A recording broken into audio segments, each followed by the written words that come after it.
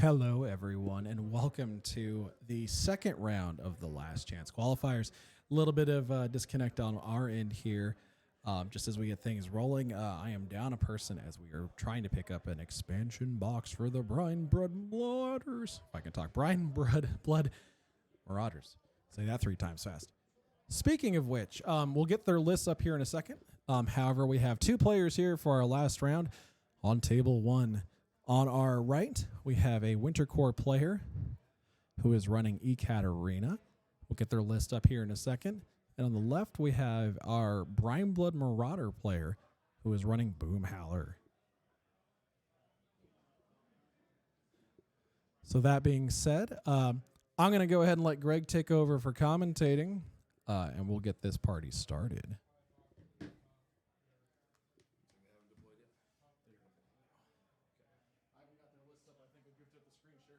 Okay. Oh, do you want me to show that screen share? Yeah, that's all right.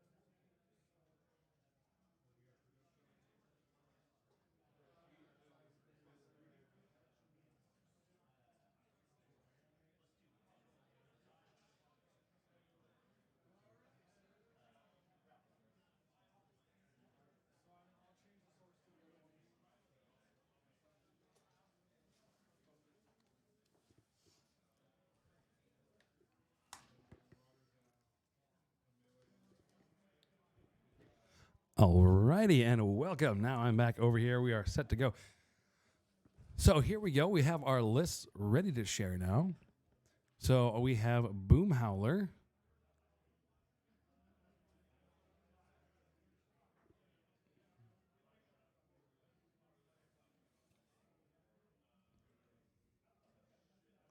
There it is. So we've got Boomhowler is our first list with Direwolf, 2 Direwolves, a couple Bisons, so those mechanics, that Covenant, Winter Korps. If you're watching this at home, YouTube, go ahead and pause that screen, take a look at that list so you know what they've got rocking there. And for our second player, there we go, ECAT. And there's that list as well.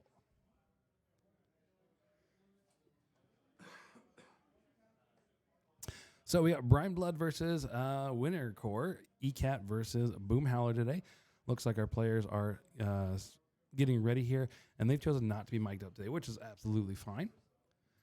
Looks like deployment is getting going here for them. I got to go ahead and pull up my end here and see what we got going on. Okay, make sure I get all this correct.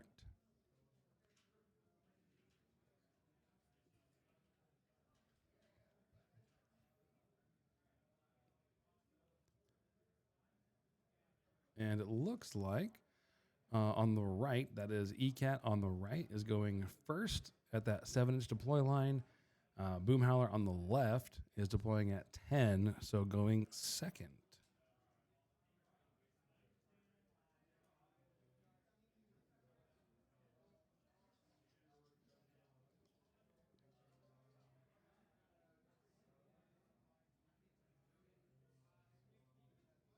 There we go. That's why I couldn't find it. Southern Creole, Brineblood Marauders. So I just want to take a quick look at Boomhowler and see what Admiral Boomhowler has to offer. I know she was one of those pieces coming right out the front. Super cool model. So Boomhowler's feat here is, while in control range, friendly faction models at +2 defense and rapid healing. Sounds pretty good with a bunch of models that have tough as well. And on the right side, again, that is ECAT.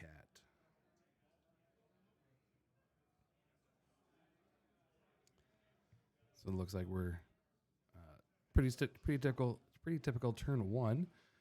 Running, looks like those pikemen up, that Bison is running up there on that right side, threatening those. And if you watched the video from earlier today, those 2 fire clouds in the middle of the table came into play quite a bit. I don't know if we've gone over the terrain yet, but it looks like there are those 3 forests stacked there. It's kind of that top middle of your screen, left to right. There's that bunker on the top left, which came into play quite a bit in the last game. At the top, that is just some rough terrain. Same in the bottom right. There's a couple obstructions, those little L-shaped walls, and then more rubble in the bottom left. And then there's that wall center middle. More pikemen running up there on that right screen with that Bison. Just, like I said, standard turn 1, everyone's running. Go get that zone.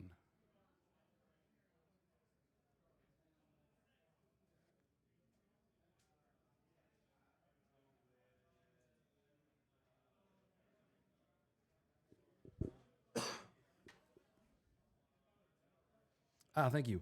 The 2 bumps are hills. So the top of the screen and the bottom right, those are both hills.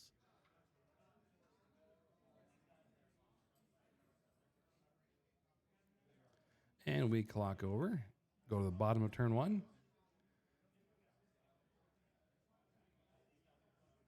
And now we're going to be moving forward again and checking those threat ranges. Definitely does not want to be charged by that unit of pikemen there.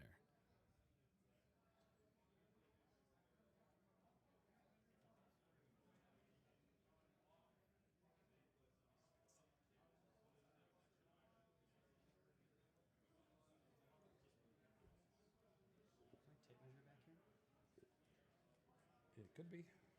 I got one in my bag if you need one. But.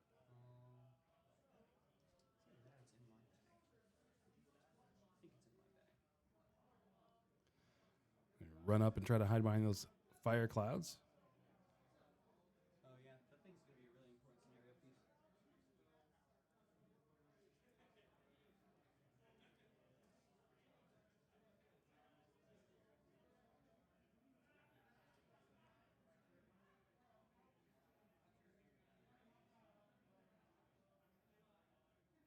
Pulling this up here in Longshanks. It's the software they're using for the event this weekend. So you can follow along there too if you want to go see those results or what factions were represented throughout the weekend. It is event number 11723 in Longshanks. I'm just pulling up their lists right now. Here we go. So we got Kira and Danger Moose playing Spread the Net.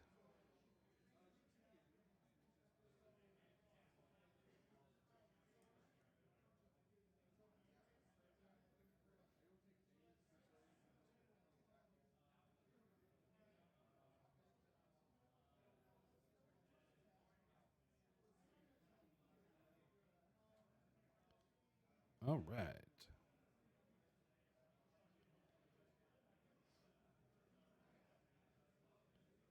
There we go. That's how I do it. All right, so now I've got the list pulled up here on my own. So let's see here. Boomhowler, Dire Trolls, because 3 of those are always awesome. A couple surgeons, the Marauder crew with a bosun, the Pig boarding crew, and the Pig galley crew.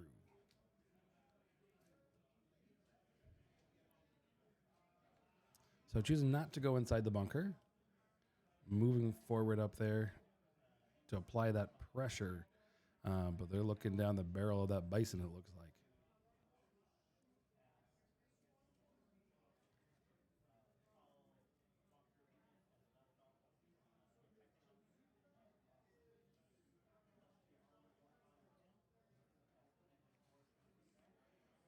Looks like Boomhowler's being activated. Dropping down her spells.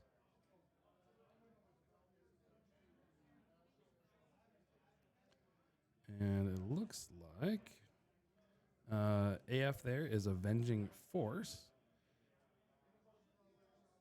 So we saw that one come into play in the last game. So again, Avenging Force, if one or more friendly faction warrior models were damaged by an enemy attack while in the control range, During your maintenance phase, one model in the battle group in its control range can advance 3 and make a basic attack.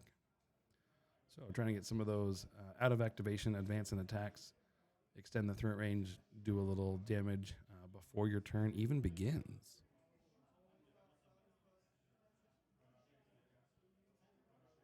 And looks like on the rack, she put up spell F. I'm not sure if that was Fortify or Fortune.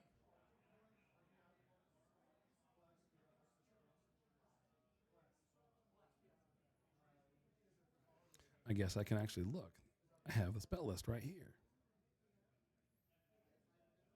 She did take Fortify. So Boomhowler's rack here is Fortify, Perdition, and Fury's Strength. So Fortify +2 arm. And that model, any models base to base, cannot be knocked down.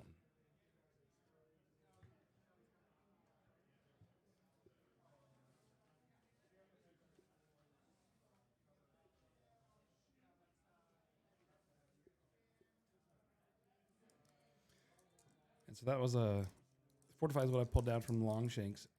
It could be different depending on how they do that, because after you deploy your lists, or after you show lists and choose your caster, you can change that.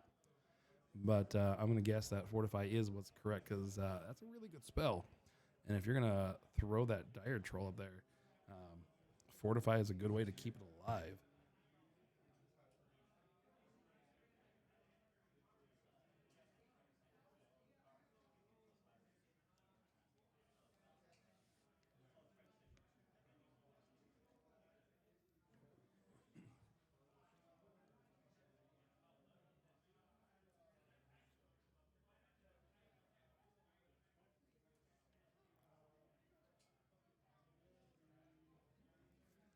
Yes, the Avenging Force is up. So our second player here has to definitely take that into account, as we are on top of 2 now, I believe. Yes, clock has clicked over to top of 2. So our second player is now looking at, how do we attack this? That Avenging Force, if he were to kill a model, that Avenging Force is going to trigger and allow one of those battle group models to come forward and get an attack in and extend that threat range, which is something you want to avoid if you can, but sometimes you just can't. And then you deal with it.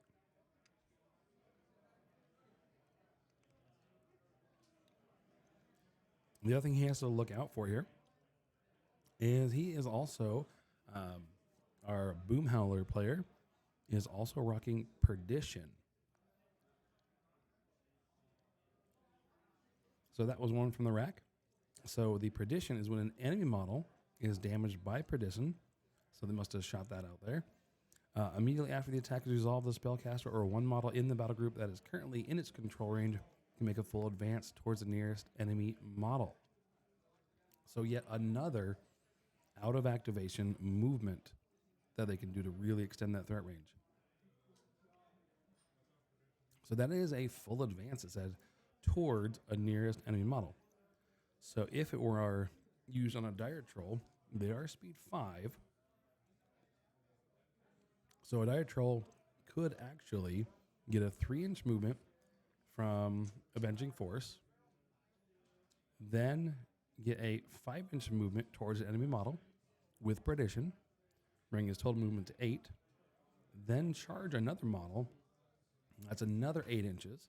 So we're looking at 16 inches of movement, and that is then adding in the weapon. So that hammerhead is range 2. The anchor is range 1. And so I believe he's rocking that hammerhead. Pull that list up. No, gauntlets. So Dire Troll 2 does have the hammerhead. So that is a potential of 8, 16, 18 inches of threat, which is a really long ways.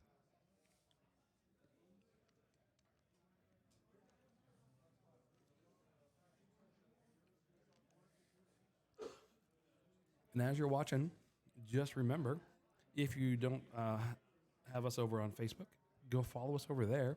Check out some of the photos and things that we're able to get from Warfaire Weekend. We're also trying to post Some of those we got we just did a video with Charles Foster and Doug Hamilton, interviewing them about Blighter Gas and some of the really cool stuff that's coming up with Blighter Gas and what that narrative event's going to look like later today.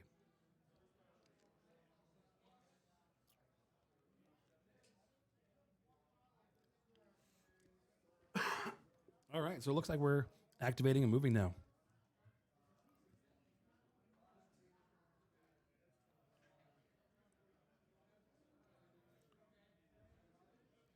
All right, so Akira, our ECAT player, moving in. Sorry, I lost my events here. Pulling that back up.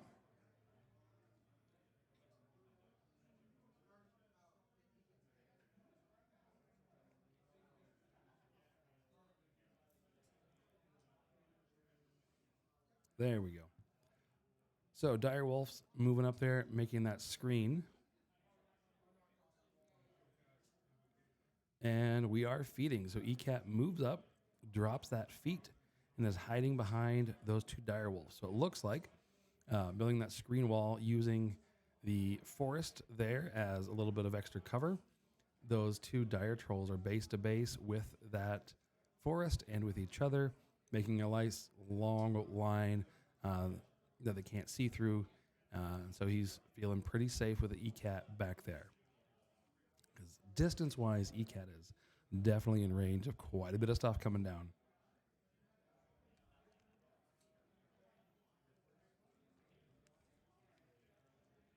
And while they're discussing that, just real quick to remind everyone what ECAT's feat is, because it is a little goofy, but fun. So, Storm of Ages. Enemy models activating in Baranova's control range are -2 speed, cannot charge, cannot make slam or trample power attacks. When a friendly model in ECAT's control range is targeted by a ranged or arcane attack, the attack suffers -4 range. So this is a really good time stop feat is what we call those. So slowing down his opponent, making sure he can't charge in. So he has a walking threat, absolutely, but no charge or tramples to get some of those extra ranges. And when they do send those things in, those guns and those spells are -4 to range. So a really solid time stop feat, making your opponent come at you rather slowly and helping to mitigate some of those gun lines. And we're looking at here trying to figure out, Boomhowler may have feeded the bottom of 1. We're not entirely certain on that. I don't see a token on the table, but it's possible.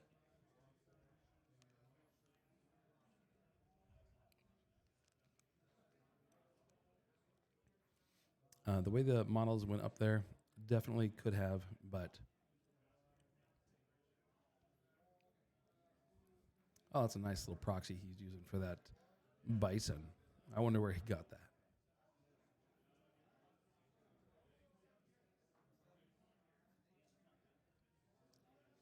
And there goes the bison moving in, getting those ranges up there on that unit.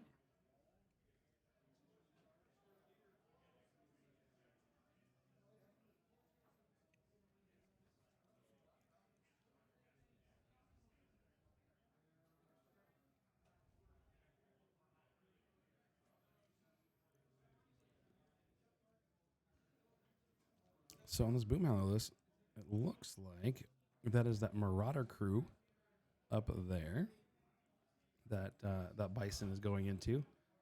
And they just clocked over, it looks like. So we are now over in bottom of 2.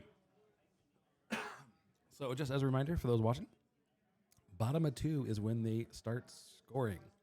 So at the bottom of this scenario, which is one of my favorite scenarios from SR23, very active scenario. At the top of the screen and at the bottom of the screen are the rectangular zones. So those are scored by battle engines, beasts, and warjacks, and of course casters. The center is the round circle. That is scored by units as well as casters, but it looks like ECAT is not in that. So that circle he's contesting Our ECAP player is contesting the circle, but not in a position to score that.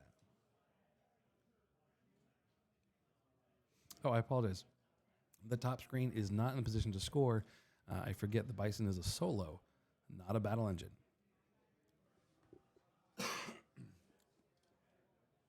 So to score those rectangles, you need to be a battle engine or a Jack or Beast. So looks like the only thing they're in position to score would be the flag on the bottom of the screen held by Bison number 2. But they are contesting everywhere, except the bottom rectangle.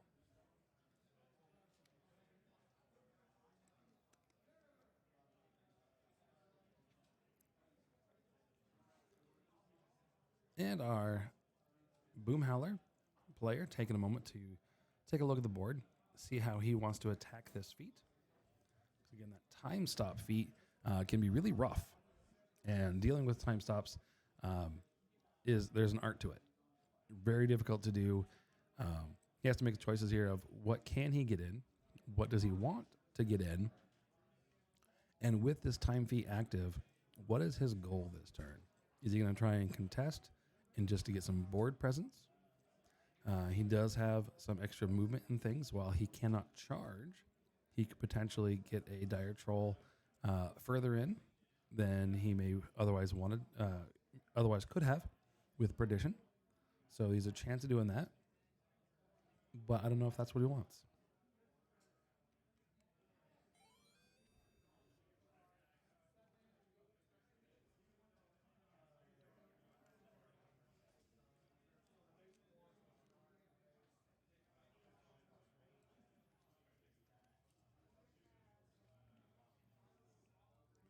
All right. So dire troll's moving over, taking that zone. Go ahead and score that at the end of the turn. Ooh, yes, we can rage. Raging the shark is always awesome. Because again, that hammerhead shark has that 2-inch reach.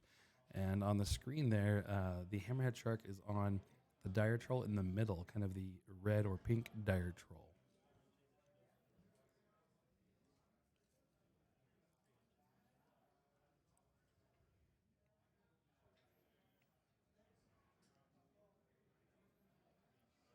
They just emailed out the raffle winners. I did not win. I know you're sad.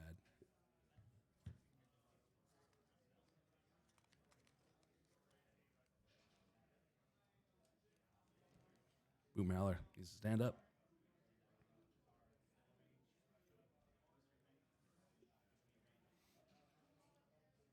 Looks like that weapon crew is going to be sending straight into that Bison. If they don't move, Bison's staring right at Boomhowler, which I'm sure she does not want. So she's measuring just outside of 11. And if we take a look at that Bison, the Bison is, A2 Bison is speed 7. So with that melee range, he is speed 7. He charges 10 inches and has a 1-inch reach on his ram. So he's measuring outside 11 to make sure he stays well outside the reach of that Bison. Rolled some dice. I saw a 3 pop up, wasn't in the tray. So looks like they're forgetting to roll in the tray, but that's okay. They're in a tournament game, so I don't want to bother them.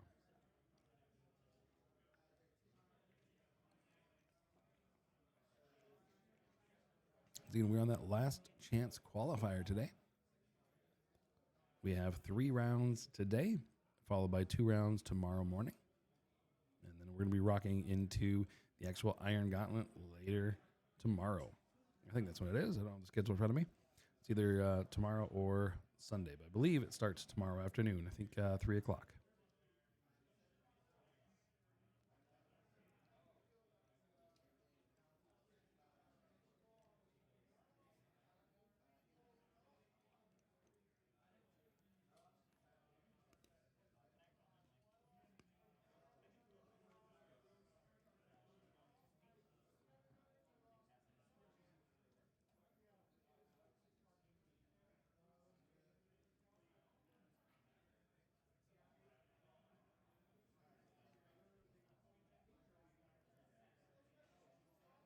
And we just pop feet. Boomhowler, at the end of her activation, casting quite a few spells, is now popping feet and adding a little layer of support with those dire trolls. So again, Boomhowler moved over, and we're looking at dire troll. I think that is. I guess dire troll 1 and 3 are the same, except for the heads. They do have different heads. So this one has the Narwhal Gauntlet, the Shark Skull Gauntlet, and that Spearback Fin. And now bringing in that threat over, Dire Troll 2 with the Cantankerous Head, the Hammerhead Right Arm, which is the big dangerous range 2 super scary arm, and that Shark Skull Gauntlet. Moving over there, apply that pressure on that side, and making sure to put a couple beasts between Boomhowler and those models up there, as well as those 2 heavies sitting over there from ECAT. Khador heavies may be a little slow, but they hit like a ton of bricks. You definitely do not want to take one of those on. Your caster will almost always lose.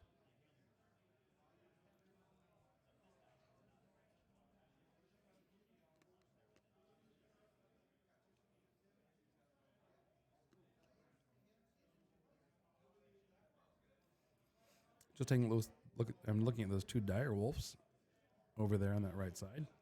They both have the shield guard head, the ice hammer, and the plow shield.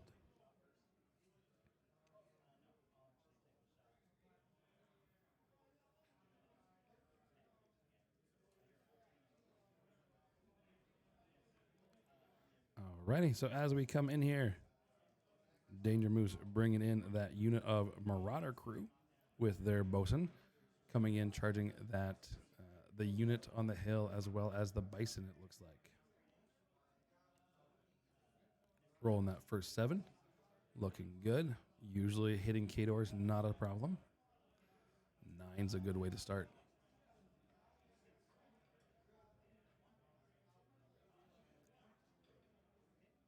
The bison's got a good stack of armor, so we're chipping away at it.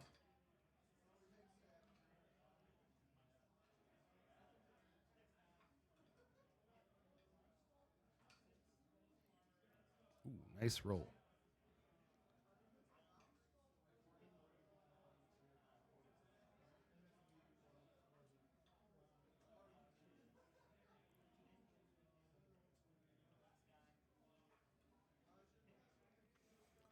Oh, and I apologize. I said he charged that bison earlier. He did not. They walked forward into the bison. I forgot, under ECAT's feet, they could not charge. So they are only walking forward into that bison, which really hurts the damage output there. Kind of like that's what it's designed to do. So that Marauder crew is coming in with their hand weapons. So they are a POW 12 on that pistol and POW 11 on their hand weapon. So not a lot of damage output there, except when it triggers gang, which they all are. So they are shooting in, the gang is only for their melee. So their hand weapons are POW 13s instead of POW 11. So that helps a little bit, but that bison is a chunky boy and does not like to take a lot of damage.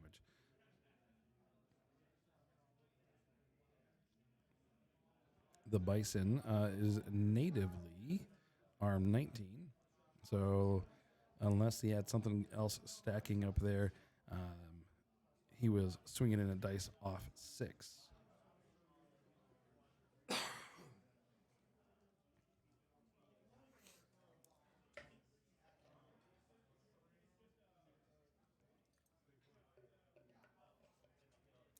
That other crew looks like they're just walking forward and taking some shots at that bison across the wall.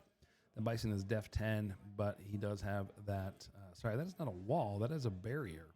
That was from the defenses card.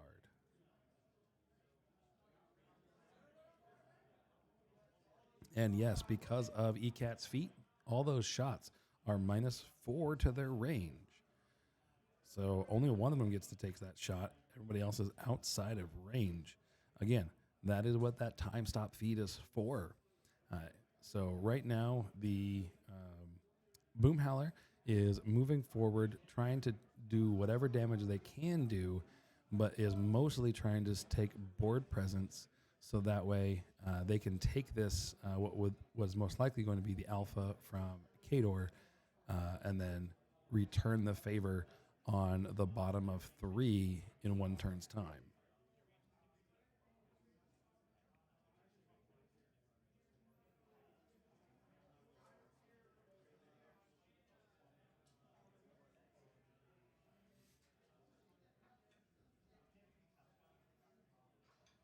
Another 9 on the roll, another 11 on the roll.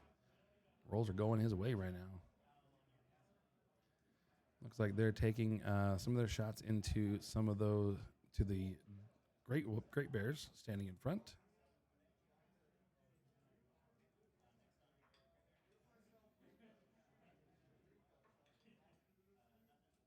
I apologize. The Dire Wolves. I said Great Bears. The 2 Dire taking some shots into the Dire Wolves.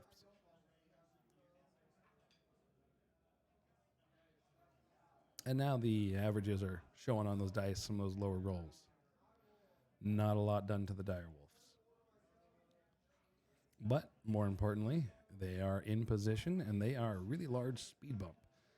So the Dire Wolves, if they wanted to move, they could trample over those little guys and squish a bunch of trolls along the way and land on the other side. But to what end? I don't know. I don't think they've given a lot of positioning other than threatening Boomhowler, but there's 2 big dire trolls, and they're pretty scary.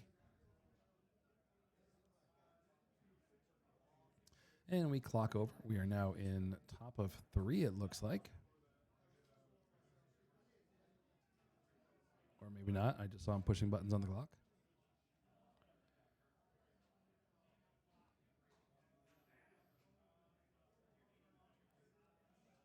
Just clarifying a rules question. We are sharing the app back and forth. And checking ranges on that feat. So it looks like that second crew is out of feat, and that is it.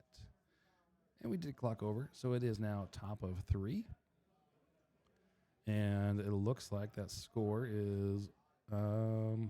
Well, that bottom flag might be contested. Looks like that front model is probably within 4. So probably 1-0 at the bottom of 3. Sorry, top of 3.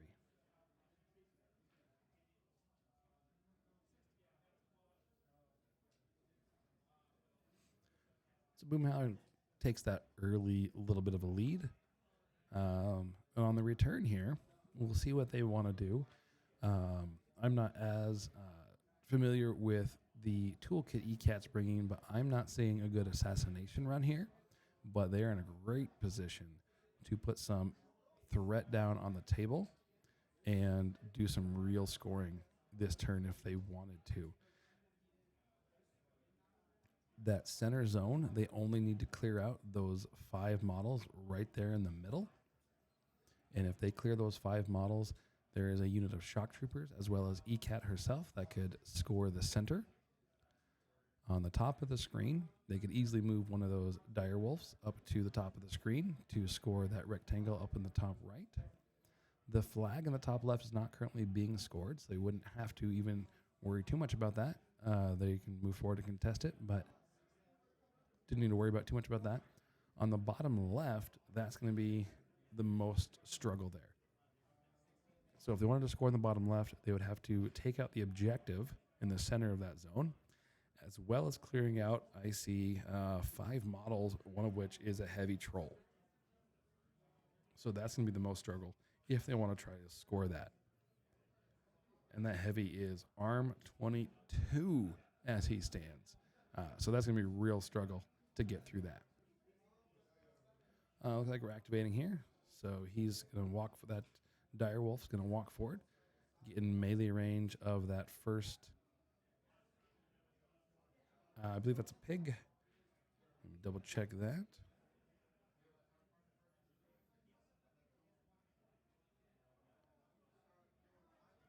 Yes, the pig boarding party.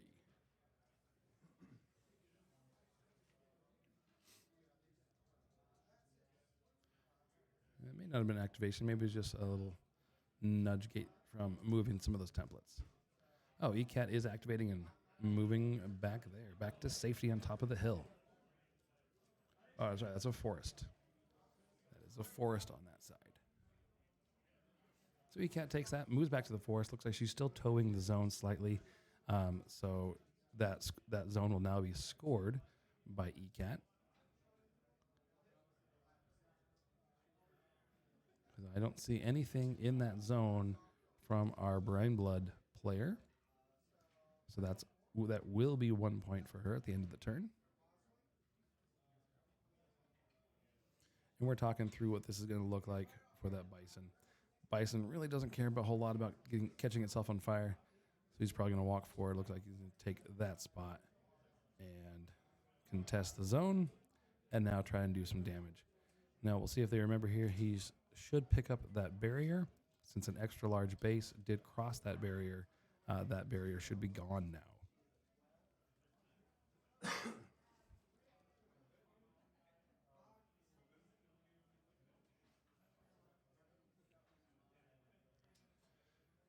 That's something we look at as we watch these things. We're not going to ask them to, we're not going to interrupt the game to change anything. But we all do it from time to time. I know I've done it on stream many times on accident.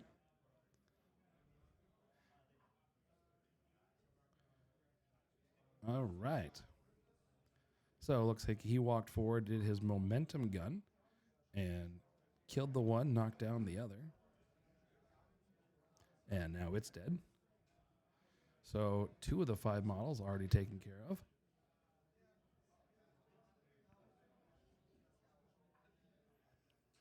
And that Bison, if you are unfamiliar with those, he has 3 initial attacks. He does have Gunfighter, so he can use, or he has dual attack, rather.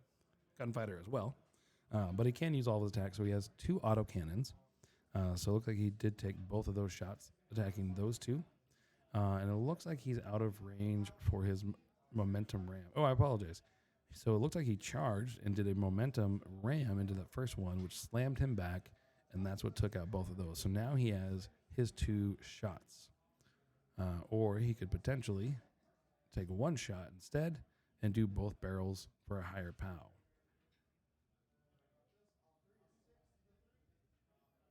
And looks like he just did a quick little reposition, moved over a little bit, and we're moving on.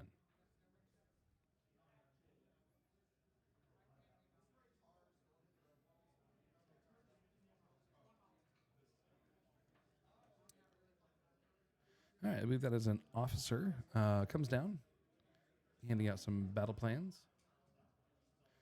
They did bring that wall down, so now that barrier is gone.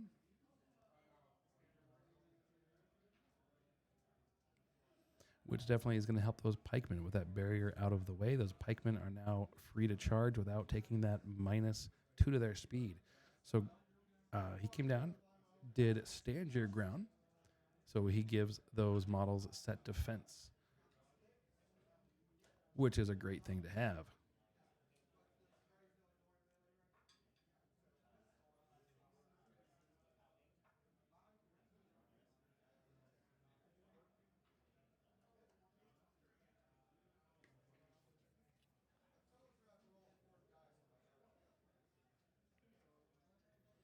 And we're going to come over here and do the same thing over here.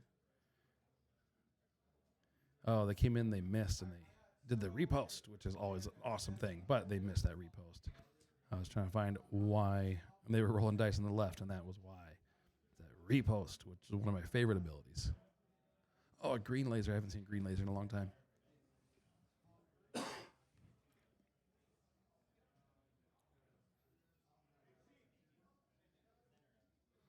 So it looks like we're going over there and just checking that line of that spray, I think is what they're doing. Razor Wind. Moving forward, casting Razor Wind and seeing who all we're going to hit with that. Seeing how much of that. Oh, no. That's why you roll in the box.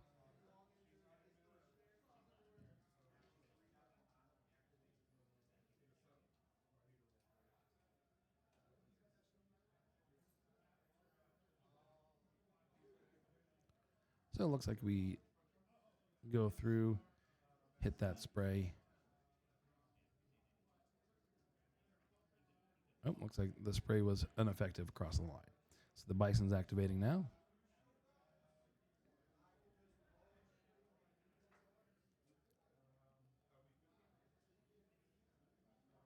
Looks like a nice roll. So we momentum them. He rolled a 5. So it's going to be 3 inches back. Oh, Invocations of Wrath. Nice.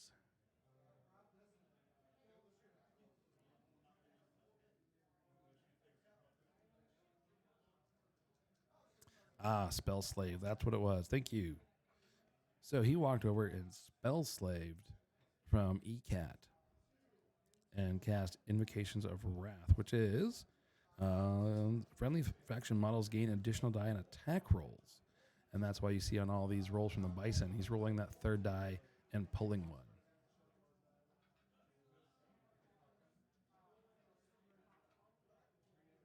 I believe you're correct. Yeah, so it looked like he did the Razor Wind. Now Invocations of Wrath is up. And it seems to be paying off. Some of those Marauder crews are falling off that Bison.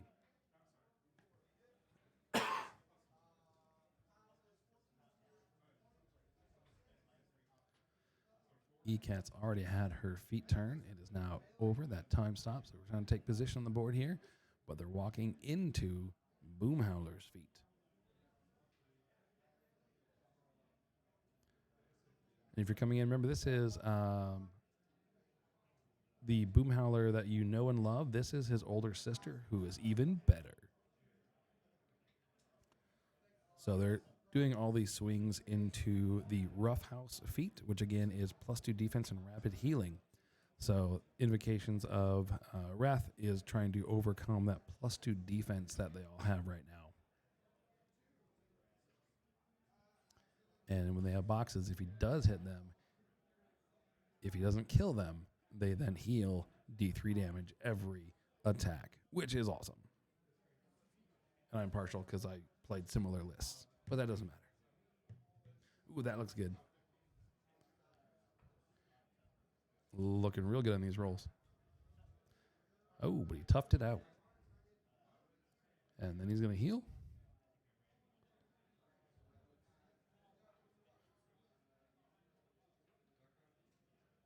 Looks like that next one gets picked up. He's dead there.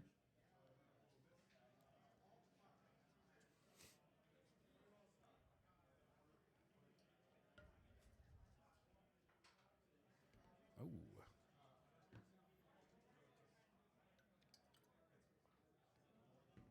Both players here having some nice dice spikes. It is a dice game, and that does happen. And those look good. Makes for a good story. All right, now we're moving over here. And Dire Wolf here is going to try and pick up some of this crew.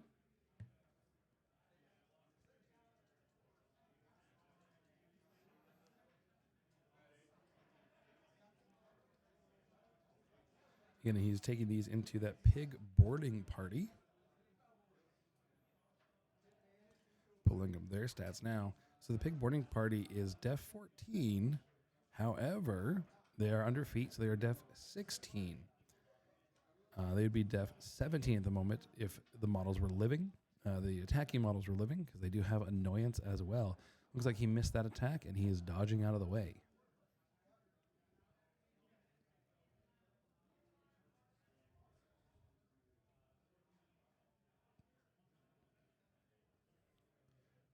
And we're sending in the second Dire Wolf.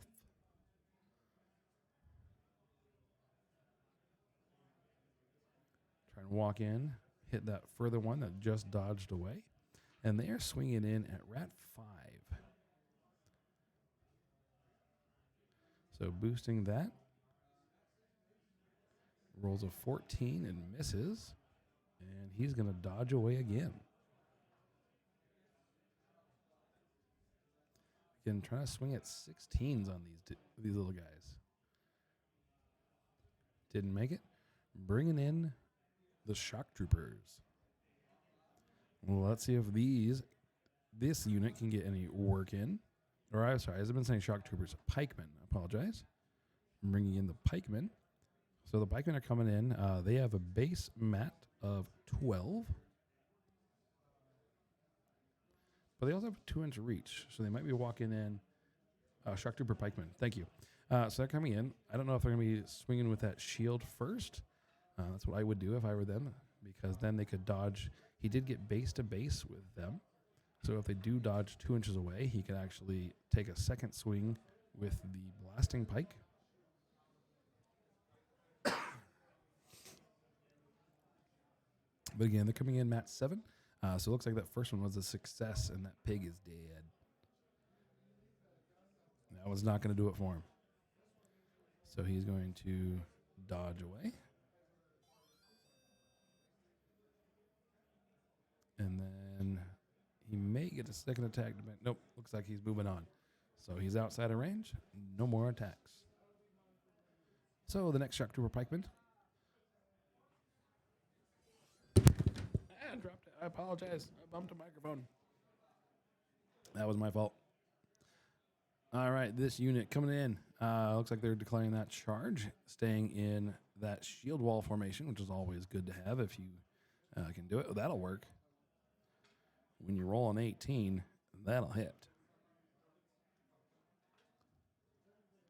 Yep, and that's how you pick up those trolls. That won't do it, though. So it looks like one of them they were able to hit. Discussing some dice here. See if he gets... Yep, there's that second attack. So he took that first attack with that shield, that second attack with the spear. But it looks like they toughed out. So he is knocked down. And then there you go. Second attack, auto hit, dead. Moving him up. Bottom right there just to take that flag. Take that 1 point at the end of the turn.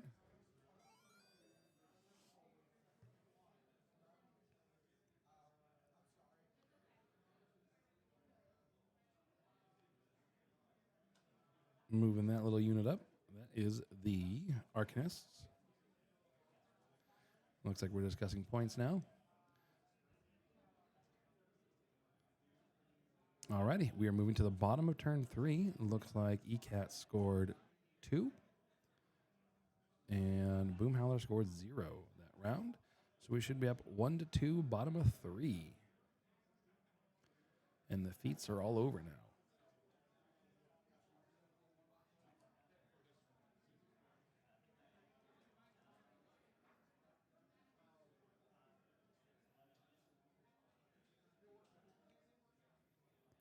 So from here on out, rest of the game, we are playing without feats. They have been used up and done. So from here on out, we are skill against skill on.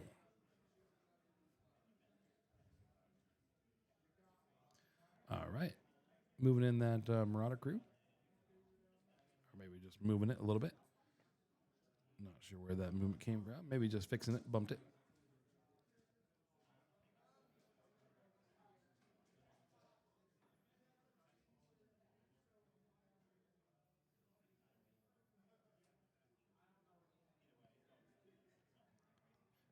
That Marauder crew does have the bosun. I don't know what they'd give him. Let's see here. Right there.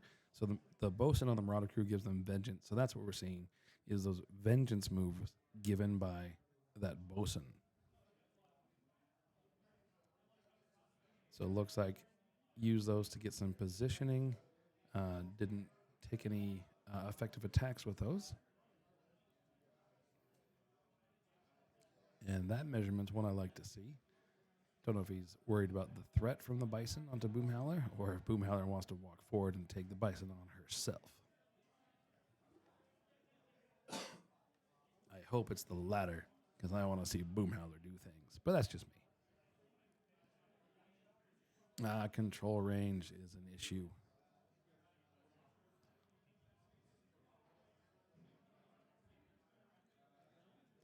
It's just those 3 trolls, so there shouldn't be much issue there, I say hesitantly.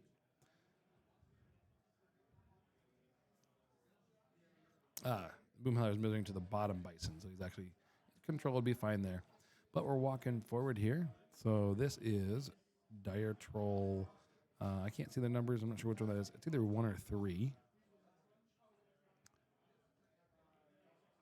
Sorry, that was not activation. That was the... Avenging Force movement. That's what it's called. So use that Avenging Force movement to just get a little bit more threat there with that one. He has a direct charge into those dire wolves, should he choose, or possibly over into those pikemen, or maybe even over the wall towards ECAT. I don't know if it doesn't look like he has a ranged ECAT from here, but I don't know what other tricks he's got up his sleeve.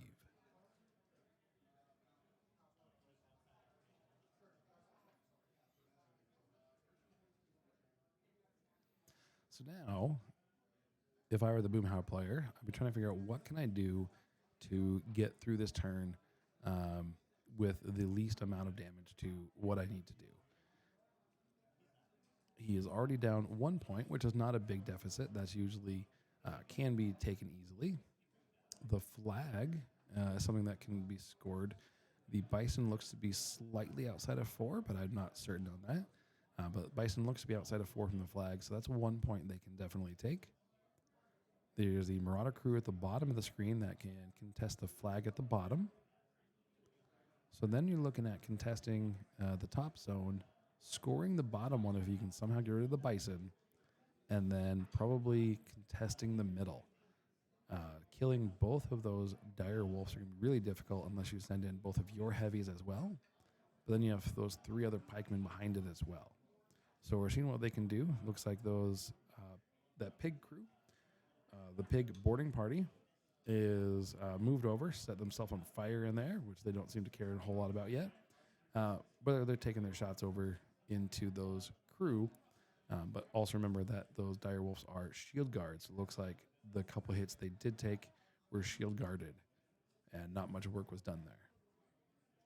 But the main goal there seemed to appear to get out of the way to do those charges. Yes. So they were throwing those grenades in, which does do blast damage across the board there. I believe those are AoE 2, but those pikemen are blast resistance, which if I were carrying C4 on a stick, I'd want to be blast resistant as well.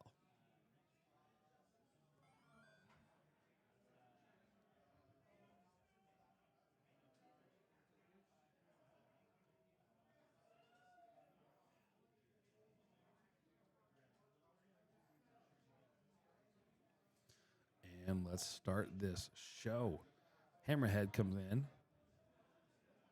So again, this is the Dire Troll 2 with the Cantankerous head, Spearback fin, the Hammerhead on the right arm, and that Shark Skull Gauntlet on the left.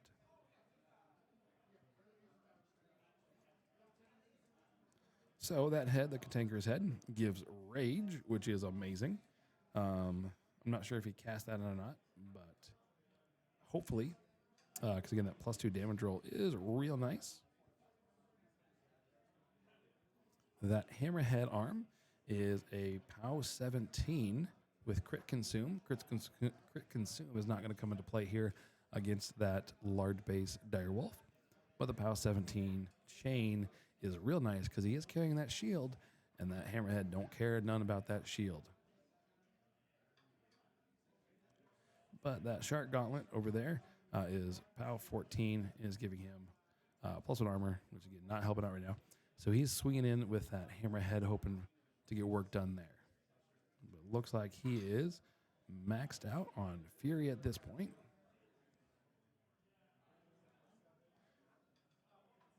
And looks like the center 2 columns are probably...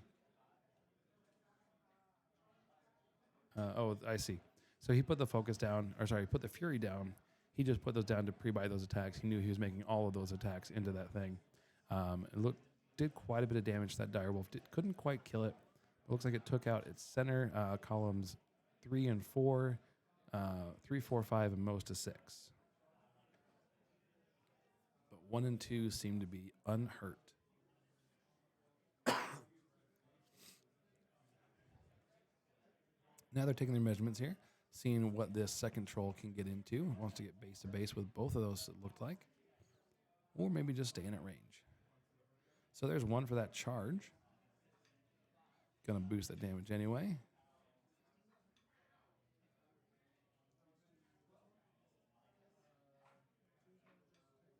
So that first one looks like a miss. Second one definitely hit.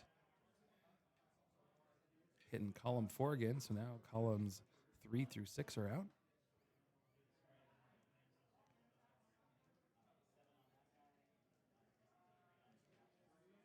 And swinging in, 10 will definitely hit. Oh, and we're swapping targets over to the second direwolf.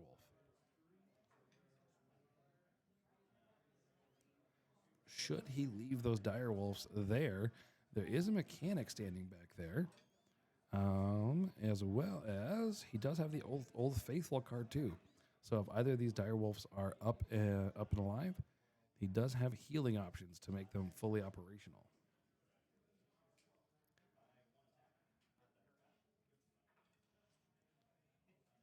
And taking a look here, the command cards there for Boomhowler does not have the command card to give grievous wounds. So unless I'm missing something, he can definitely heal if they are still alive. So we'll see what work is done here. Went back to the first dire troll again. Or sorry, dire wolf. Put more damage on that. Looks like he's sitting on 3 or 4 boxes left.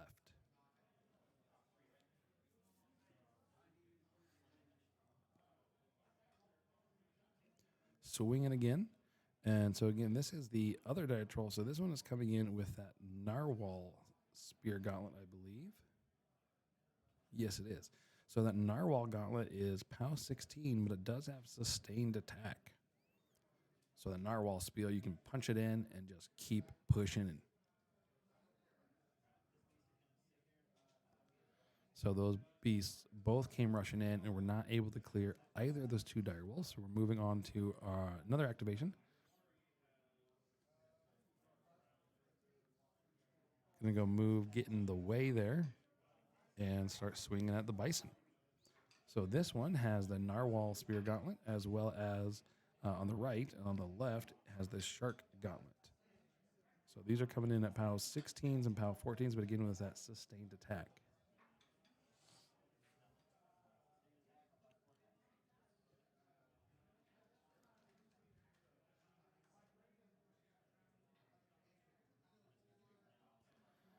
So all that focus, or sorry, all the free fury he just put down is pre-buying all those attacks. He knows he's going to need them. He gets those 2 initial attacks with those, and then he is going to be swinging and buying more of those.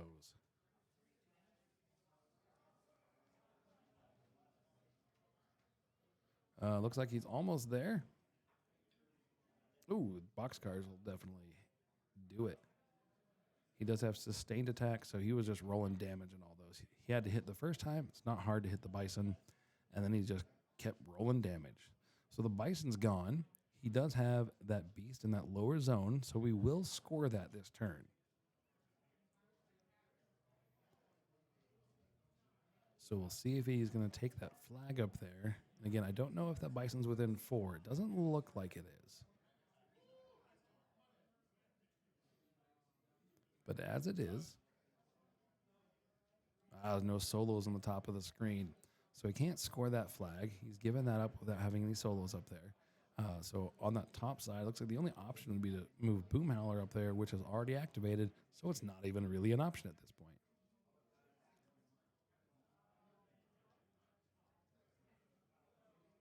Oh, looks like they're bringing in the judge call.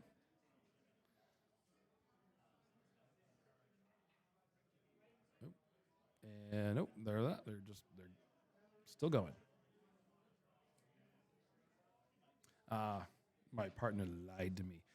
There is that solo up by the bunker. I thought that might have been what that was, but couldn't quite tell what that model was. So there is a solo to go get that flag, assuming that bison is not within 4, or they can kill the bison. Feed is out, so it is attacking that bison just with his raw stats. It is just the solo. I want to say the bison is arm 9, but I'm double checking that. He is, def 9 is what I meant to say, but he is def 10. So I did lie there. He is def 10, arm 19.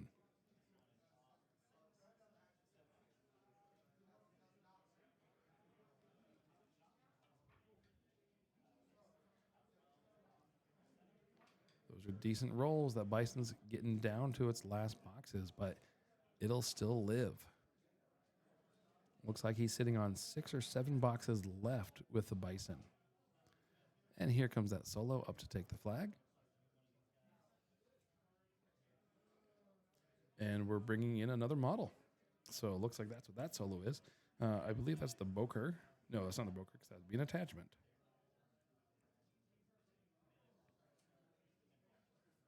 The Doctor solo. Thank you. So that is Grim Returns being cast by the Surgeon. So that's Surgeon 1 up there, top of your screen. The bottom of your screen touching that zone is Surgeon 2. So Grim Returns at the top brought that one model back in.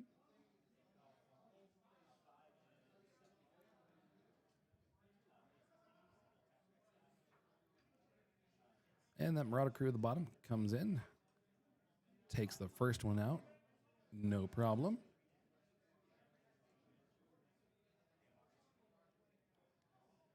And looks like struggles for the second. And now the Surgeon's coming in. And Grim returns again to bring another Marauder back. The more I'm watching these, the more I'm liking the Brinebloods. I have not actually had a chance to play into them myself, but they seem to be a lot of fun and definitely up my play style. Everyone's is different, but they seem to be up my play style, and I've been enjoying watching this. So as we clock over here, we're going to the bottom of top of 4. Scores are now 2-2 in the top of 4. So into that, Brineblood was down a point, but now took 2 points. So they earned 2 that turn, and ECAT did not, or earned 1. So the score is even. Ooh, that hurts. Okay, so looks like on the start of the turn here, the Avenging Force triggered and took that initial attack and got a crit freeze.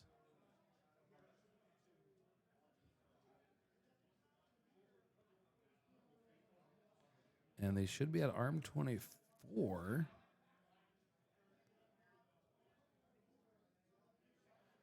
Yep, there we go. We're doing some healing now. So it looks like he played Old Faithful and is doing some healing now and making those dire wolves all happy.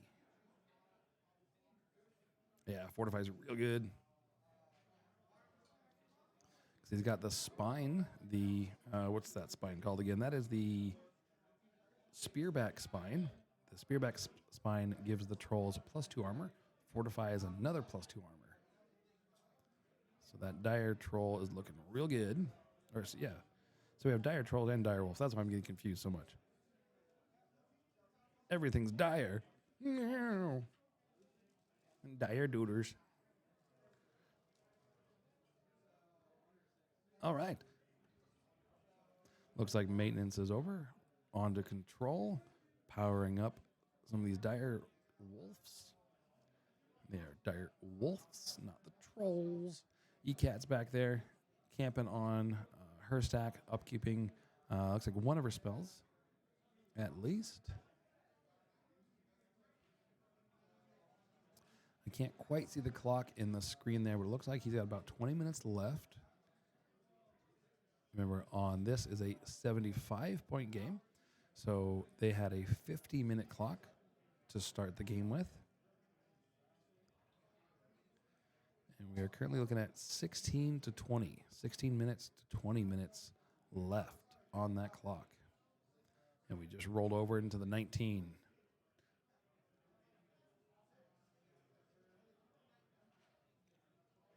So here, looks like it's turning into quite the bloodbath on this board, which is awesome. Got to take a look at what do I want to get out of this? And what is my goal? So definitely want to get some work out of those dire wolves.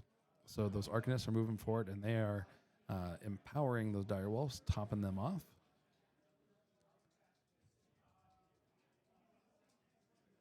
And then they'll be seeing what they can do. It looks like we might get one spray off. Oh, nope, they're done. So they empowered and sent the rest on their way. The dire, whoa, now models flying everywhere. The dire wolf on the top of your screen, they're both the same loadout, moves forward. Seeing what he can do to the dire troll with that hammerhead shark.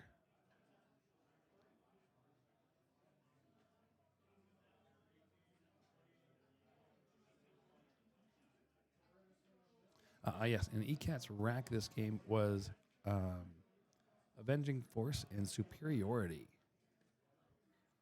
She got one more, not quite sure what that one was.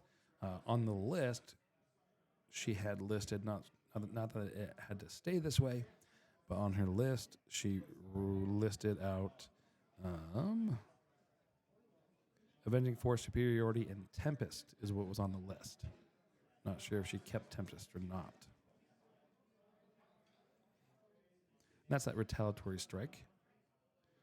That spear back, Finn, gives them +2 armor and retaliatory strike. Took that first hit, did that retaliatory strike, and now we're coming in for the rest of those attacks. I think he's hoping to maybe take a system out, and it didn't happen.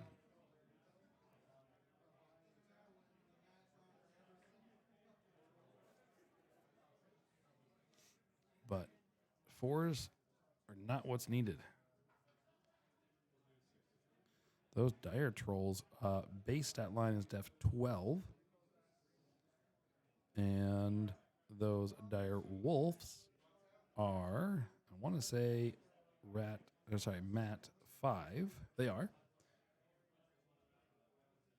So it looks like we're needing 7s to hit unless there's something else on that board that I'm not seeing. Plus superiority. That's what it was. So looking for 5s. So a 4 won't do it. So he's done. Second dire wolf sliding over. See what work we can get done here. Seeing if we're going to go pick on that second dire troll or if we're going to pick on those little pigs. That's a good start. So picking on the dire troll. That'll definitely hit. 11s are easy. You roll that high, you make the game look easy. Buying another one. Ooh, that's not going to do it. He's sitting on one more. I'll see what he does with it.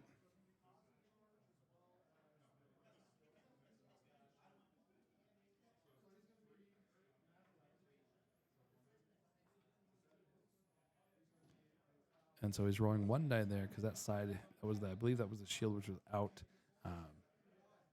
So one die. Oh, he's boosting. Sorry.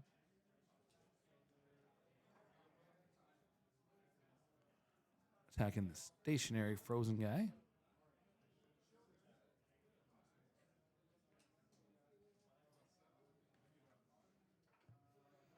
And now moving on. Looks like we've got... let's see here. That is the Winter Korps officer came around, taking a shot.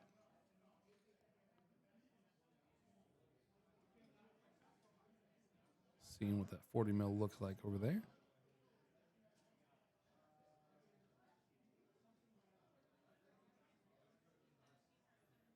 So those pikemen, shock trooper pikemen, sliding over. They do have that 2-inch reach. And that Marauder crew, I believe, has a 1-inch reach. Could be wrong on that one. So he's staying engaged there.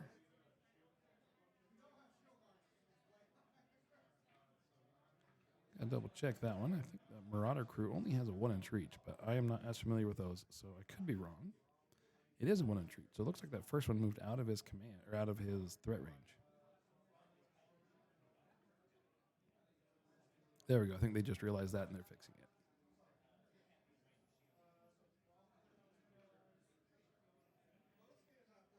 Yep, there we go. Now they're making sure he's in that one, so he didn't leave that melee range, because that is the unstoppable is the ability you need to do that. So they both moved around, stayed in melee range of that Marauder, and wanted to get in and contest that zone. So there's that one shock trooper touching that zone. So they are contesting and making sure that that's not going to get scored this turn. ECAT knows that he has no hope of scoring that zone because he doesn't have enough presence down there at the moment. That could definitely change. But at the moment, there's not enough presence there. But he can at least touch that zone, stop that scoring from happening. So now he's going to be scoring the flag in the bottom right, contesting the bottom left, so there's no score there, and scoring that top zone. And we'll see what he does up top here, but I'm just going to guess he's going to put something close to that flag and try and prevent that scoring. If not, kill those 3 models and try to score it himself, because that Bison is a solo. So the Bison can absolutely go touch that flag and score it if he can clear those other models.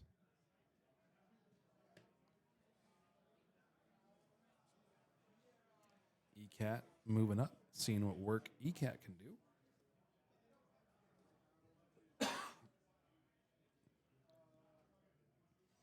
Oh, yes, there is one Marauder that came around the Bison and is in that zone. So ECAT's going to go see if she can take care of that Marauder. But the Marauder's sitting on a hill and is engaged. I don't know if ECAT can deal with the engagement penalty. Doesn't look like it. She does have pistol. But that doesn't help with the engagement penalty way over there, I don't believe. Double checking myself because I confuse myself sometimes.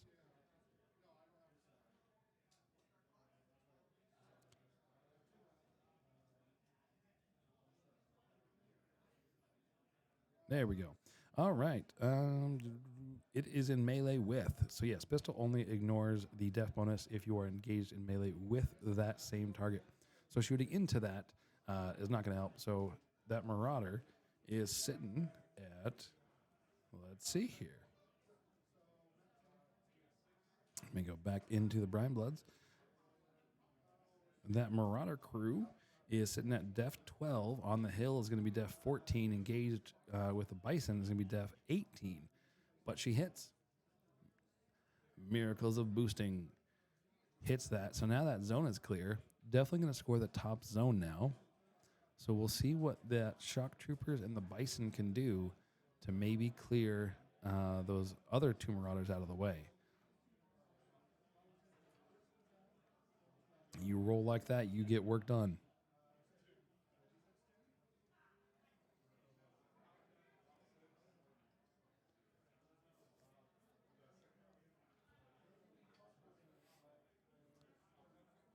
Solid average roll, and averages again.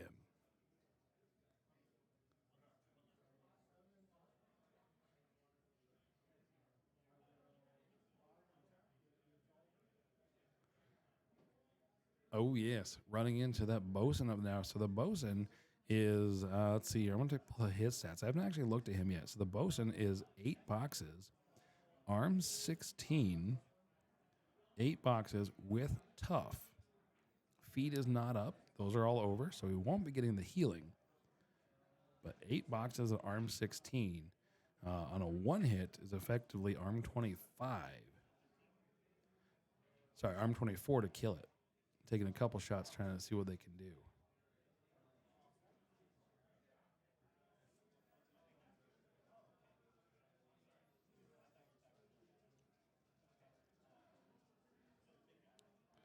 So she's definitely scoring that zone now.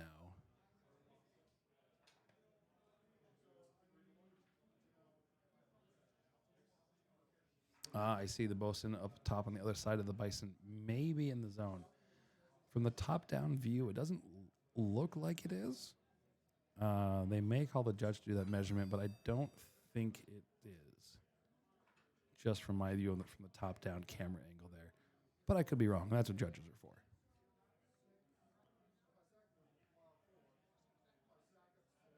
Because right now, both players are looking for every point they can get. ECAT's far back. Boomhowler's far back. No one, I don't see any clear assassination lines popping up at me. The Dire Trolls have a wall to get over. That's going to reduce their speed unless they have Pathfinder. Pretty sure they don't. They're amphibious, but I don't believe they have Pathfinder. No, they are amphibious. Their head does not give it to them. So they definitely know a Pathfinder. So they're going to be -2 speed to get over that barrier. And on the other side, those Kador Jacks are slow Kador Jacks. They definitely can get work done and get over there.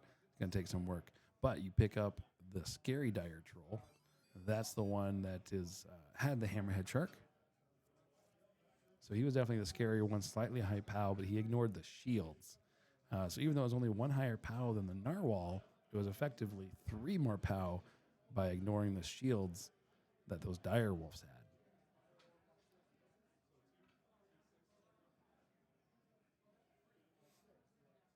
All right. So it looks like they clock over. And I think I heard him say he scores 2, so he is counting that top zone. So he scored the zone at the top and the flag on the bottom right. Bottom left is no score. So it looks like that bison did get within 4 inches of the flag on the top. So he goes up 2 points. And now ECAT goes on top 2 points as we roll into the bottom of turn 4 into what has been a rather exciting bloodbath.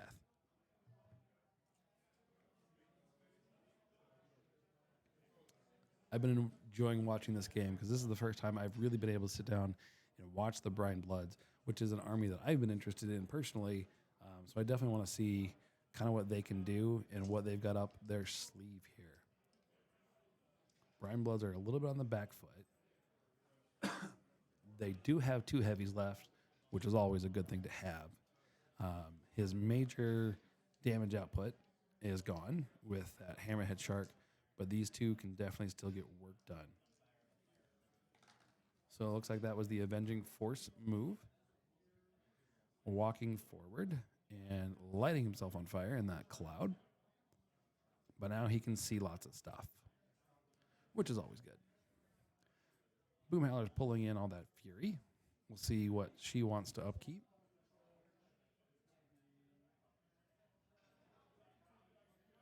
Boomhowler is Arc 7, so she's holding on to all of it for now. We'll see if he keeps up Avenging Force and Fortify. Oh, looks like he's still in maintenance phase. So those 2 take their vengeance move, come back towards the flag and up on the hill. So they all move away from the bison, give themselves some charge room, and disengage if they want to do something else. Oh. And we got a judge call.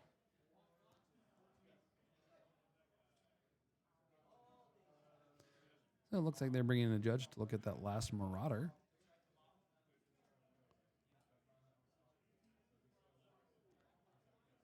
And I'll wait for my counterpart to update us on what's going on with the judge call.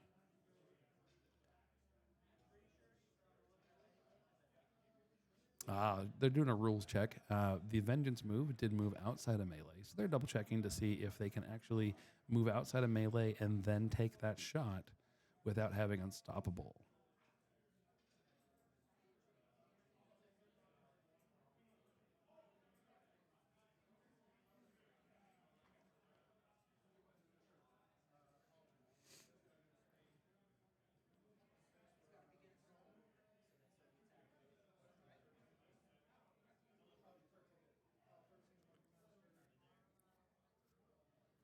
So, looks like they are now activating.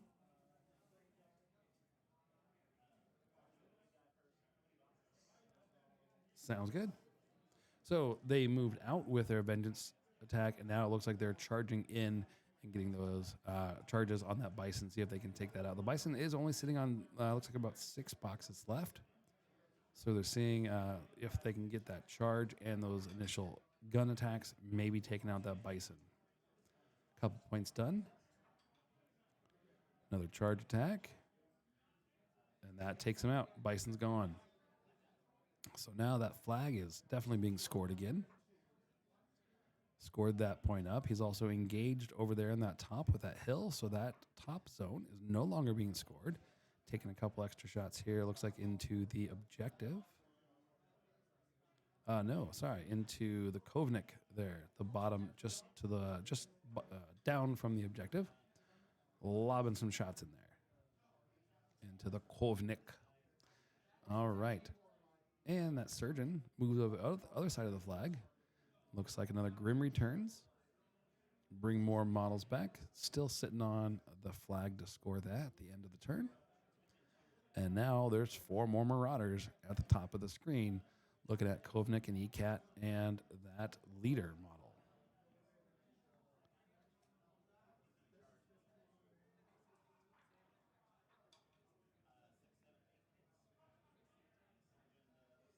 Yes, that is Lord Damien, Kolden Lord Damien Korovnik. I was saying that wrong. I apologize. Kolden Lord Damien Korovnik.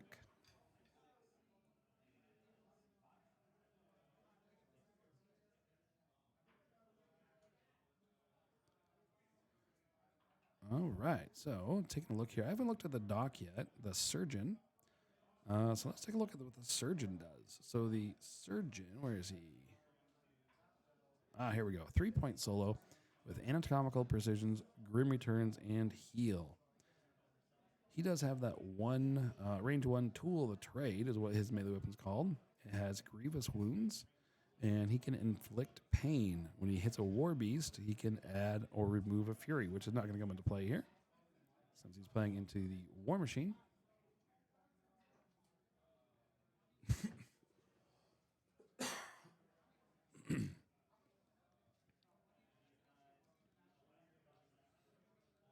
All right. And we're moving in again. So it looks like he was able to get those pigs in. That galley crew is now in the zone. So he's got a full crew in the zone. He actually has 2 full units in the zone. But the pig galley crew, what do they do? So they have condition.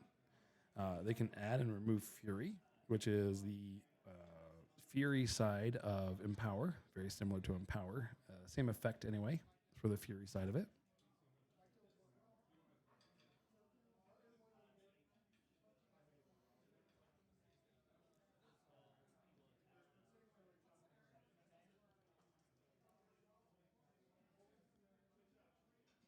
Looks like there was maybe an issue there. We'll go back and watch that a little bit later.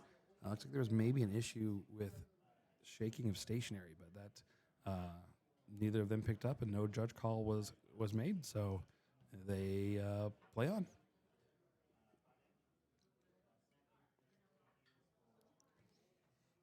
I don't see any fury sitting there, so I don't know if he shook or not.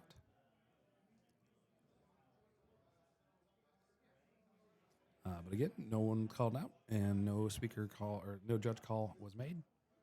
So both players agree, and they're playing by the same rules with themselves.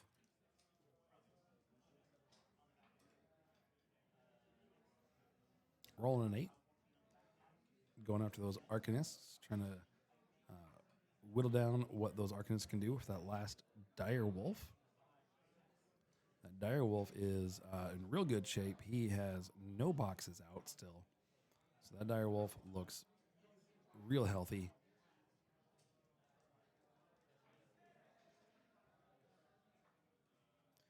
And now he's going to try and start picking on it. These ones do not have that Hammerhead Shark, so that shield is in play.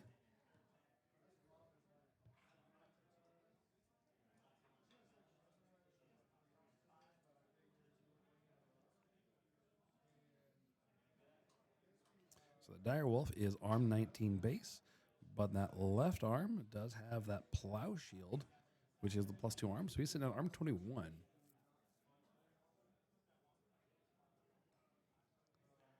All right, move those pigs over. I didn't know if those pigs, they were in the fire cloud before, so I didn't see if he rolled to see if those fires went out or not. I may have missed that while I was looking at rules.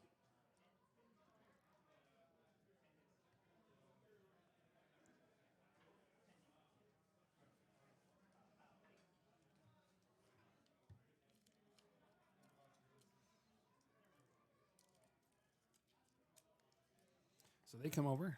They're going to lob a couple grenades and not do anything with those. But they are contesting that flag now, which is what he was trying to get to.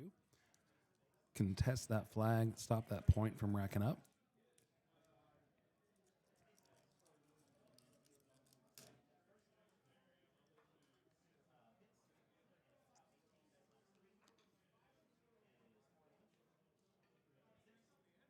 4 damage to the 6, starting to get some work done here on that last of the dire wolves.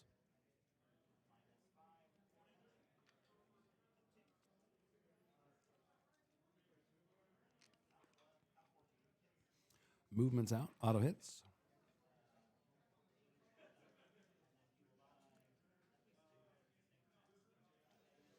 He's buying a couple attacks here.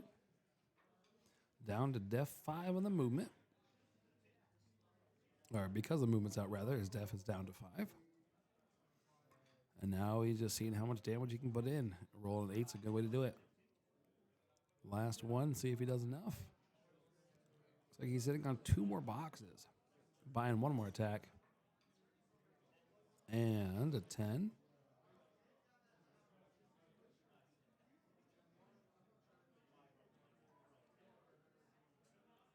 And that does it.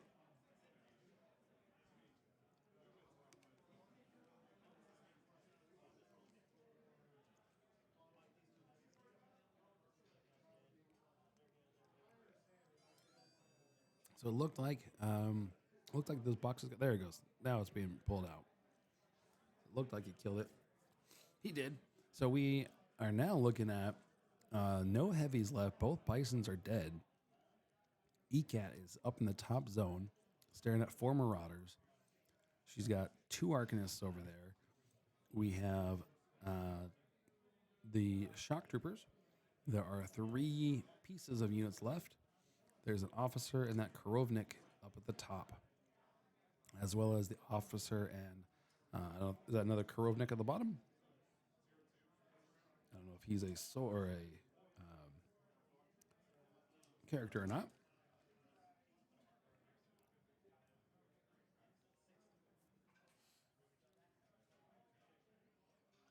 Or that's the battle mechanic. My bad.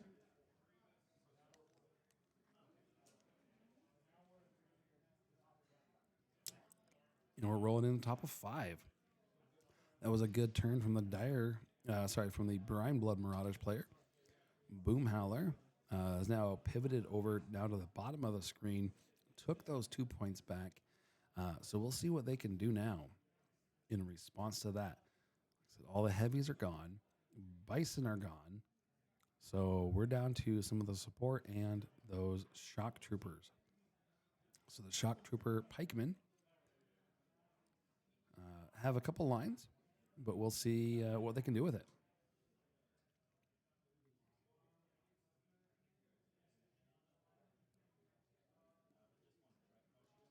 Beautiful.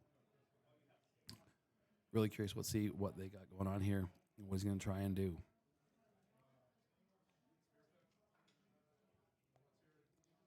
So spear, roll to 5. I don't think that'll cut it. Not for the doctor. Or a surgeon, rather.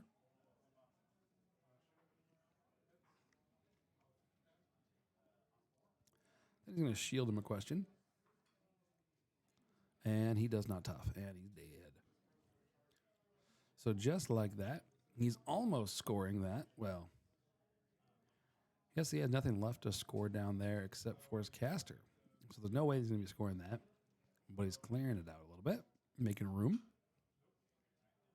Snake Eyes will always fail. And he dodges away, threatens more of that flag.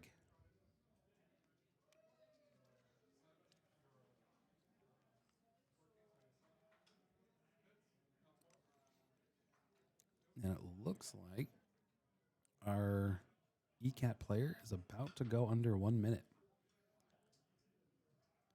Looks like he's just entered his last minute of his time.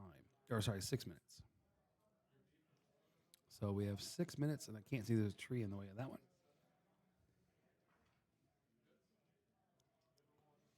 But we are real low on time for this game, so we'll see what happens. But ECAT is definitely on the back foot here.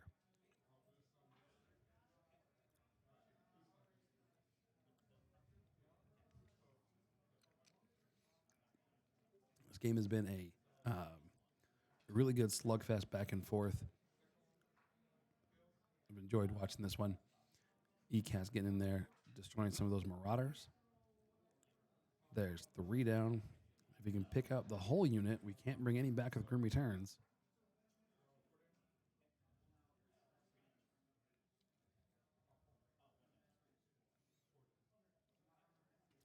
For that third spell, Tempest. So yes, so it looks like the rack is what was posted. Tempest is that third spell because he's throwing those POW 12s everywhere, and that's what's killing those Marauders.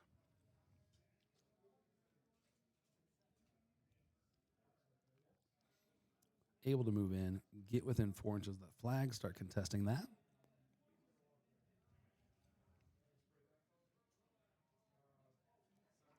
He just put that proxy model down, put the real one in.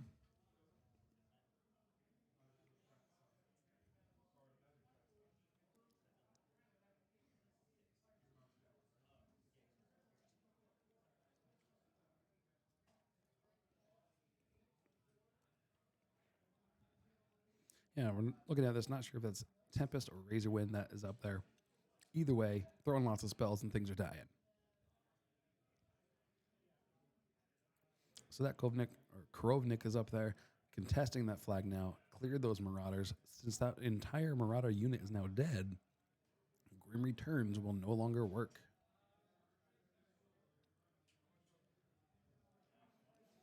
So now ECAT pretty comfortably has that zone up at the top. Still staring down 2 Dire Trolls, and that's always a problem. All right, so these guys are coming up. Shock Trooper Pikemen charge up to the top of the screen, see if they can take that Surgeon out. They shouldn't have a problem, but if you roll boxcars, that's an easy way to do it.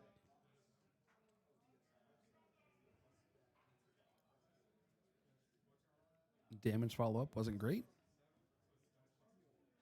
Dice +4, though. And he toughs. So now second attack, that hits. And dice +4, he's dead. So it looks like he's going to run. I don't know if he remembers the -2 speed over the barrier, but he might have Pathfinder.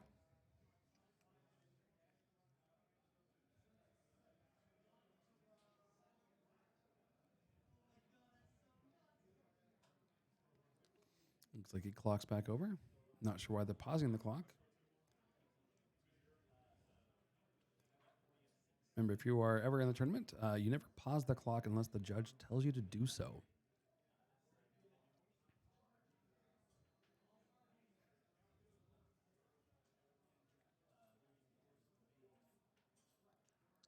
All right, so now ECAT goes up 2 points.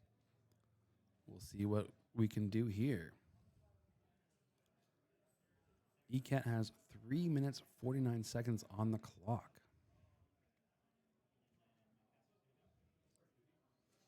And Boomhowler sitting at 6:19 at the start of his turn.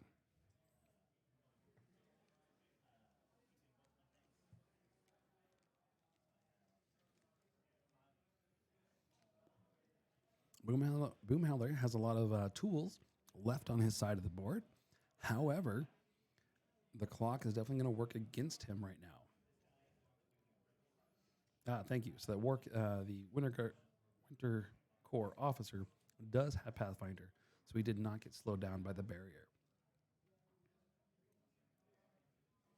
So we send a Dire Troll over, see if we can take on that solo, and also could do some contesting over there.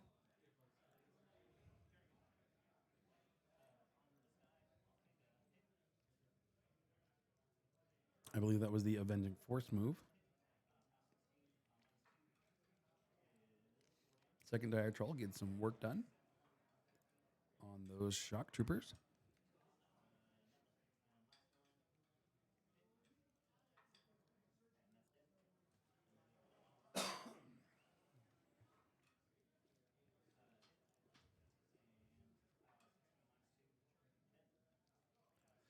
And is able to clear out those Shock Troopers. And now he's sitting all by himself in the lonesome. If he can somehow clear out that other model right there in front of the barrier, looks like that's how they're going to do it. I haven't seen them roll any fire checks this whole game.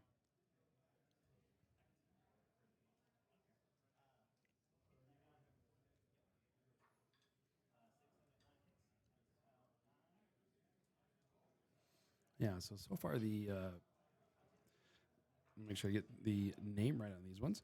The Pig Galley crew should have been on fire, and now the Pig The pig boarding party that went down to the bottom right should have been on fire. The pig galley crew that just went up and cleared those two models should have also been on fire from that cloud. But they didn't mark any of that, and looks like they're not setting things on fire.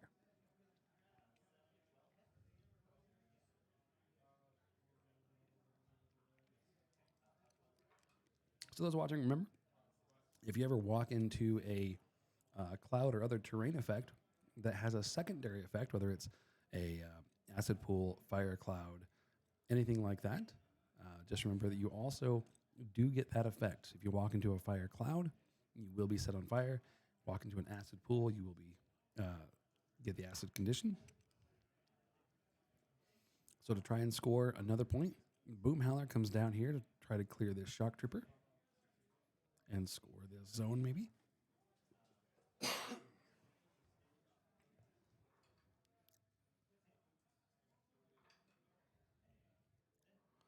And is able to do so. So she will definitely be scoring that bottom zone. No one scores the bottom right flag. He does score the middle zone, the way they played that. And ECAT will score the top zone.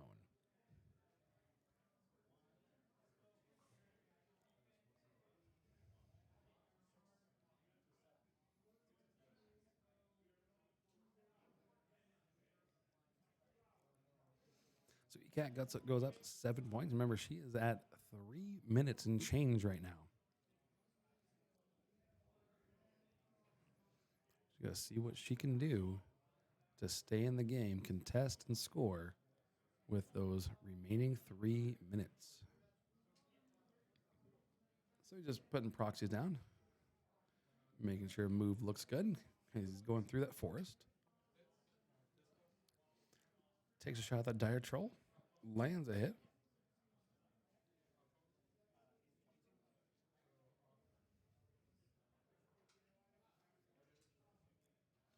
Decent roll, but not enough.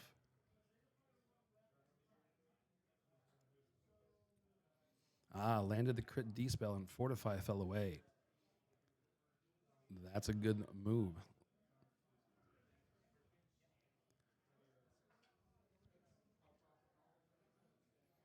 So it looks like doing a spray here.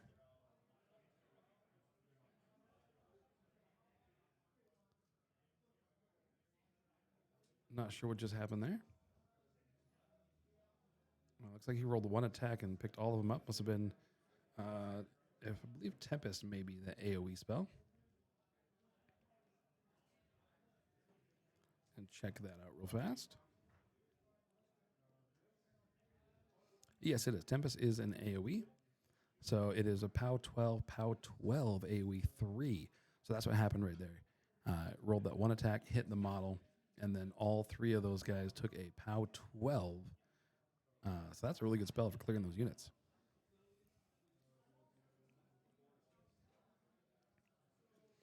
All right, AoE 3 at POW 12s is pretty awesome. Tempest just went up in my book.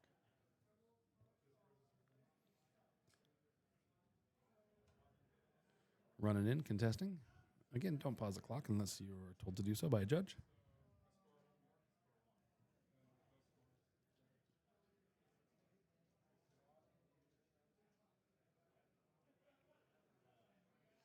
And we go to the bottom of turn 6.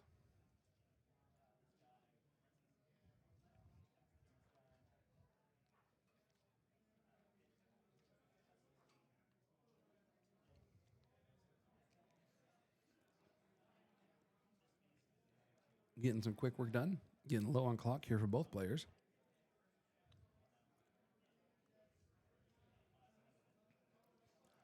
Finally, checking some control ranges here. ECAT went down on the screen. Those beasts went up on the screen. So they're leaving command ranges now.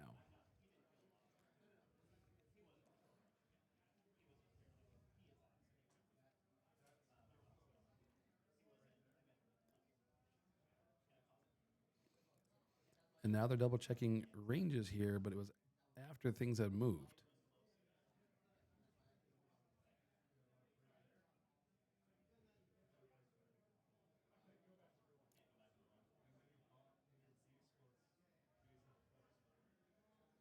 So definitely checking here, checking that control range. The ECAT player is looking at whether or not he could have done that. The judge is now involved in taking a look at this. It definitely gets harder if you are low on clock, but try to make sure that things are that you make yourself known of what's going on. Declare everything that's happening and what is moving and where, and everything is clear to both you and your opponent.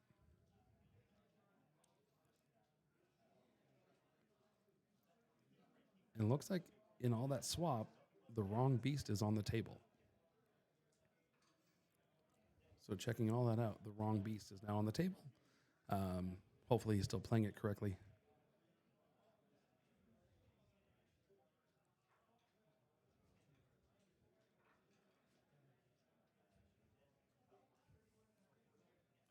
But of course, it's always easier for me to look at this from the outside perspective and make these notes and see what's going on. I'm not under the pressure of the clock right now. Clocked it over, and now we are. I believe that should be 7, not 1.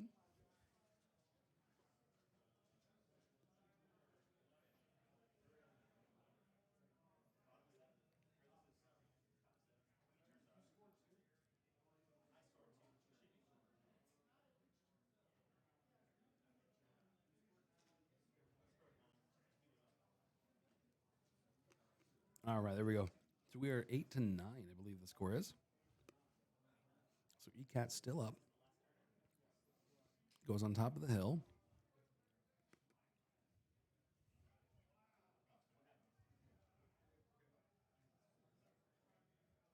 One minute left on each of their clocks. Down to the wire. ECAT moves on the hill. I think it's throwing out a Tempest, maybe. No, she's not doing that. That wouldn't hurt those beasts. Throw in some shots. ECAT does have that pistol. It's only a POW 10 pistol. But getting a little bit of work done on one of these trolls.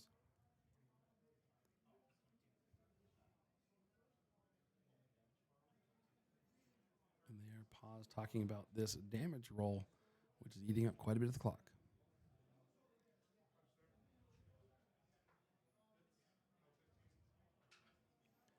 POW 15 does a little bit here. And he clocks over.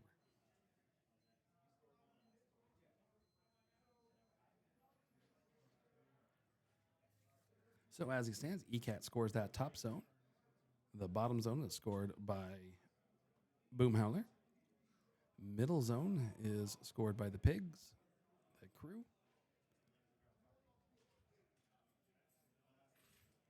And Boomhowler goes up 12-11.